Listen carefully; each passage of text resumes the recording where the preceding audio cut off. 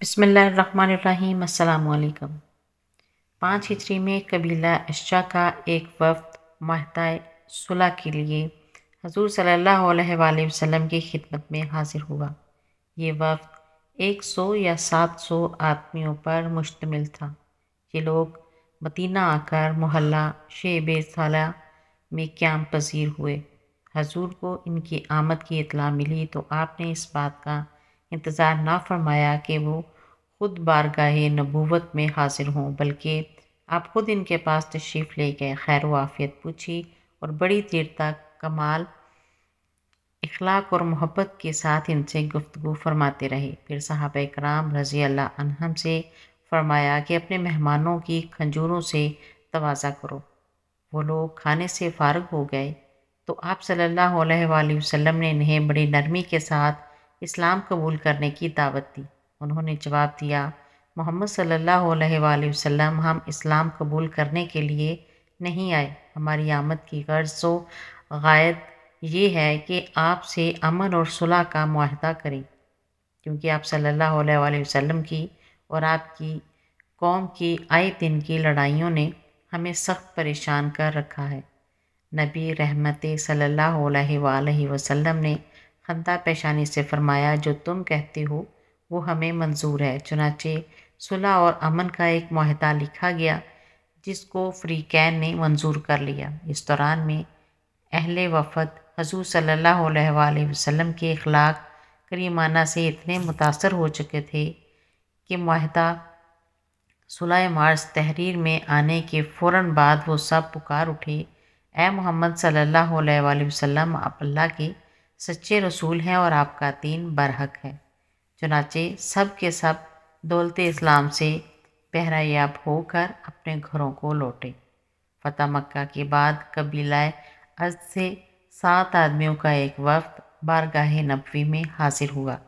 حضور صلی اللہ علیہ وآلہ وسلم کو ان کی وضاحت اور خوش کلامی بہت پسند آئی۔ آپ نے ان سے پوچھا، تم کون لوگ ہو؟ انہوں نے عرض کیا، ہم مومن ہیں۔ حضور صلی اللہ علیہ وآلہ وسلم مسکرائے اور فرمایا، ہر بات کی ایک حقیقت ہوتی ہے، بتاؤ تمہارے قول اور ایمان کی کیا حقیقت ہے؟ اہل وفد نے عرض کیا، ہم میں 15 خصلتیں ہیں، ان میں سے 5 تو ایسی ہیں جن کے متعلق آپ کاستوں نے ہمیں حکم دیا کہ ان پر ایمان رکھیں، اور 5 ایسی ہیں جن کے متعلق ہدایت کی ہے کہ ان پر عمل کریں، اور 5 وہ ہیں جن کے ہم زمانہ جاہلیت سے پابند ہیں اور اب تک ان پر قائم ہیں۔ حضور صلی اللہ علیہ وآلہ وسلم نے پوچھا، وہ 5 باتیں کون سی ہیں جن پر تمہیں ایمان رکھنے کا حکم دیا گیا ہے؟ اہل وفد نے عرض کیا، یا رسول اللہ، وہ یہ ہیں کہ ہم اللہ تعالیٰ، اس کے فرشتوں، اس کی کتابوں اور اس کے رسولوں کو مانیں اور مرنے کے بعد جی اٹھنے کا یقین کریں۔ حضور صلی اللہ علیہ وآلہ وسلم نے پوچھا، وہ 5 باتیں کیا ہیں جن پر تمہیں عمل کرنے کی ہدایت کی گئی ہے؟ اہل وفد نے جواب دیا، یہ کہ ہم اقرار کریں کہ اللہ تعالیٰ کے سوا کوئی معبود نہیں، نماز پابندی سے پڑھیں، زکوٰۃ ادا کریں، رمضان کے روزے رکھیں، اور اگر استطاعت ہو تو بیت اللہ کا حج کریں۔ فرمایا، اچھا اب وہ 5 باتیں بتاؤ جن پر تم زمانہ جاہلیت سے کاربند ہو۔ اہل وفد نے عرض کیا، خوشحالی کے وقت شکر کرنا، مصیبت پر صبر کرنا، راضی بر رضائے الہی رہنا، آزمائش کے وقت راست بازی پر قائم رہنا اور دشمنوں کی مصیبت پر ہنسی نہ اڑانا۔ حضور صلی اللہ علیہ وآلہ وسلم نے فرمایا، تم لوگ تو بڑے حکیم اور عالم نکلے، تمہاری حکمت و دانش گویا انبیاء کی حکمت و دانش ہے۔ اچھا تو اب 5 باتیں میں تمہیں بتاتا ہوں تاکہ کل مجموعہ 20 باتیں ہو جائیں۔ نمبر 1، ضرورت سے زیادہ اشیاء خورد نوش جمع نہ کرو۔ نمبر 2، ضرورت سے زیادہ مکانات نہ بناؤ یا وہ مکان نہ بناؤ جس میں تمہیں بسنا نہ ہو۔ نمبر 3، جس چیز کو چھوڑ کر کل تمہیں چلے جانا ہے اس میں ایک دوسرے کی حرص نہ کرو۔ نمبر 4، اللہ تعالیٰ سے ہمیشہ ڈرتے رہو جس کی طرف پھر تمہیں لوٹنا ہے اور اس کے حضور جواب دہی کرنی ہے۔ نمبر 5، ان چیزوں سے رغبت رکھو جو آخرت میں تمہارے کام آئیں گی، جہاں تمہیں ہمیشہ رہنا ہے۔ اہل وفد نے حضور صلی اللہ علیہ وآلہ وسلم کے ارشادات پر آمنا و صدقنا کہا اور وطن واپس جا کر ہمیشہ ان پر عمل کیا۔ سلامہ کے 17 آدمی شوال 11 ہجری میں رسول کریم صلی اللہ علیہ وآلہ وسلم کی خدمت میں حاضر ہوئے۔ انہوں نے قبول اسلام کے بعد خود بھی حضور صلی اللہ علیہ وآلہ وسلم کی بیعت کی اور پھر اپنے قبیلے کے تمام لوگوں کی طرف سے بھی بیعت کی۔ انہوں نے حضور صلی اللہ علیہ وآلہ وسلم سے پوچھا، یا رسول اللہ، افضل ترین عمل کون سا ہے؟ حضور صلی اللہ علیہ وآلہ وسلم نے فرمایا، پابندی وقت سے نماز ادا کرنا۔ پھر انہوں نے عرض کیا، یا رسول اللہ، ہمارے ہاں خشک سالی ہے، بارش کے لیے دعا کیجیے۔ حضور صلی اللہ علیہ وآلہ وسلم نے اسی وقت زبان مبارک سے یہ الفاظ ارشاد فرمائے۔ وفد کے ایک رکن حبیب بن عمرو رضی اللہ تعالیٰ عنہ نے عرض کیا، یا رسول اللہ صلی اللہ علیہ وآلہ وسلم، اپنے مبارک ہاتھ اٹھا کر دعا فرمائیں۔ حضور صلی اللہ علیہ وآلہ وسلم مسکرائے اور ہاتھ اٹھا کر دعا کی۔ یہ وفد اپنے وطن واپس گیا تو معلوم ہوا کہ جس دن حضور صلی اللہ علیہ وآلہ وسلم نے دعا کی تھی اسی دن بارش ہو گئی تھی۔ بنو حارث بن کعب نجران کا ایک نہایت معزز اور جنگجو قبیلہ تھا۔ سارے عرب میں شہرت تھی کہ اس نے کبھی دشمن سے شکست نہیں کھائی۔ رسول اکرم صلی اللہ علیہ وآلہ وسلم نے حضرت خالد بن ولید رضی اللہ تعالیٰ عنہ کو تبلیغ اسلام کے لیے اس قبیلہ میں بھیجا تھا۔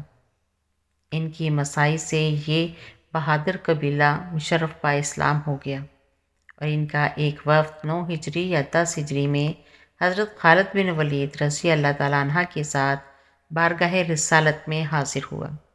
حضور اکرم صلی اللہ علیہ وآلہ وسلم نے ان سے پوچھا کہ زمانہ جاہلیت میں جو تم سے لڑا وہ ہمیشہ مغلوب رہا، اس کا کیا سبب ہے؟ انہوں نے عرض کیا، یا رسول اللہ صلی اللہ علیہ وآلہ وسلم، اس کے 3 سبب تھے۔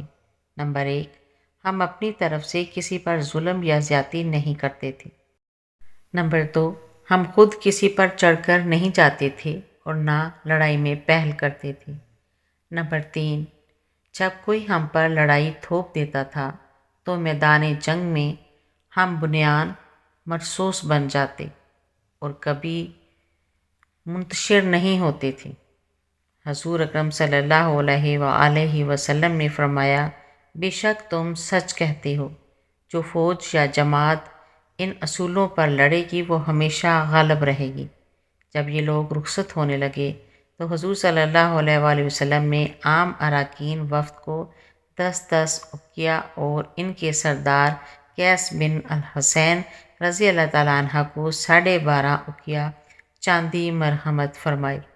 قبیلہ محارب کے 10 آدمی 10 ہجری میں حضور صلی اللہ علیہ وآلہ وسلم کی خدمت میں حاضر ہوئے۔ آپ صلی اللہ علیہ وآلہ وسلم نے نہایت اخلاق سے ان کو ٹھہرایا اور حضرت بلال رضی اللہ تعالیٰ عنہ کو ان کی خاطر مدارت میں مامور کر فرمایا۔ ایک دن حضور صلی اللہ علیہ وآلہ وسلم نے ظہر سے عصر تک کا وقت ان کے لیے وقف کر دیا۔ دوران گفتگو میں حضور صلی اللہ علیہ وآلہ وسلم نے ایک شخص کی طرف غور سے دیکھا اور فرمایا، میں نے تمہیں پہلے بھی کہیں دیکھا ہے۔ وہ بولے، حضور نے بالکل درست فرمایا، آج سے سال ہا سال پہلے حضور صلی اللہ علیہ وآلہ وسلم بازار عکاس میں تشریف لائے تھے۔ آپ نے مجھے وہاں دیکھا تھا اور مجھ سے بات بھی کی تھی۔ میں نے آپ کو نہایت گستاخانہ جواب دیا تھا۔ حضور صلی اللہ علیہ وآلہ وسلم نے فرمایا، ہاں ٹھیک ہے، یاد آ گیا۔ انہوں نے عرض کیا، یا رسول اللہ، اس دن مجھ سے زیادہ بدبخت کوئی نہ تھا۔ میں نے سب سے بڑھ چڑھ کر حضور صلی اللہ علیہ وآلہ وسلم کی مخالفت کی تھی۔ میرے سب ساتھی تو اپنے آبائی مذہب پر مر گئے۔ اللہ کا شکر ہے کہ اس نے مجھے اب تک زندہ رکھا اور ایمان لانے کی توفیق بخشی۔ حضور صلی اللہ علیہ وآلہ وسلم نے فرمایا، سب کے دل اللہ تعالیٰ ہی کے قبضے میں ہیں۔ انہوں نے عرض کیا، یا رسول اللہ صلی اللہ علیہ وآلہ وسلم، میری گزشتہ لغزشوں کے لیے معافی کی دعا فرمائیے۔ حضور صلی اللہ علیہ وآلہ وسلم نے فرمایا، اسلام لاتے ہی وہ سب گناہ معاف ہو جاتے ہیں جو حالت کفر میں سرزد ہوئے ہوں۔ میری ایسی ویڈیو دیکھنے کے لیے میرے چینل کو سبسکرائب کریں، ویڈیو کو لائک اور شیئر کریں۔ اللہ حافظ۔